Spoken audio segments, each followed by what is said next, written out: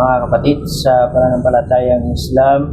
So pangalawa po na doa o adhkar na pwede natin basahin kapag tayo ay nagising mula sa pagkatulog ay ang La ilaha illallah wahdahu la syarika lah, lahul mulk wa lahul hamd wa huwa ala kulli syai'in qadir, subhanallah walhamdulillah wa la ilaha illallah wallahu akbar wa la hawla wa la quwwata illa billahil aliyyil azim rabbik firli.